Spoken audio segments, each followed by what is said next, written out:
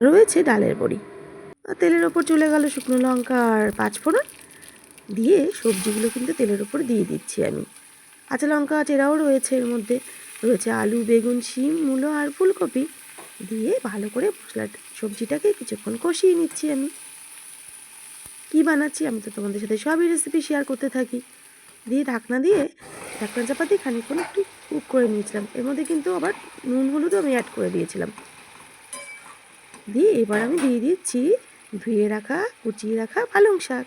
আজকে বানাচ্ছি পালং শাকের ঘ্যাট।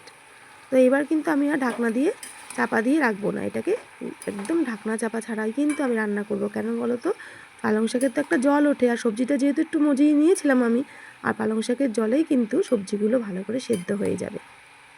পালং শাকের ঘ্যাট যারা রান্না করো তারা কিন্তু জানো প্রত্যেকেই যে জল কিন্তু এর মধ্যে দিতে হয় না। দিয়ে ভালো করে একটুখানি চলো রান্না করে নিই এটাকে। দেখো এবার দিয়ে দিচ্ছি একটু চিনি, কেননা চিনি ছাড়া কিন্তু ঘ্যাট ভালো লাগবে না। জানি না অনেকে হয়তো চিনিটা পছন্দ করো না, তারা সেক্ষেত্রে নাই দিতে পারো।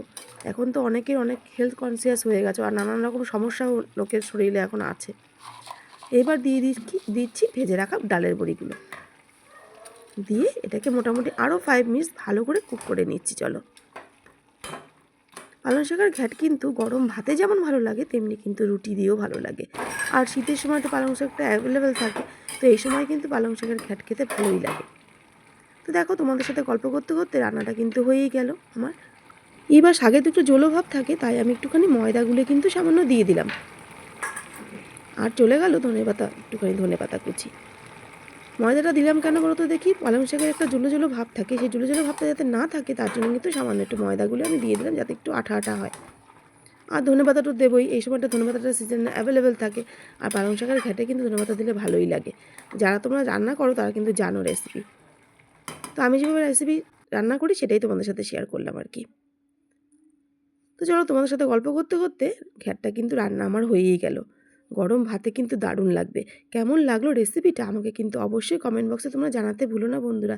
আর তোমরা এইভাবে অবশ্যই ট্রাই করে খেও, আশা করছি তোমাদেরও কিন্তু ভালো লাগবে। চটপট জানিও বন্ধুরা কেমন লাগলো তোমাদের এই রেসিপিটা, চটপট জানিয়ে ফেলো বন্ধুরা।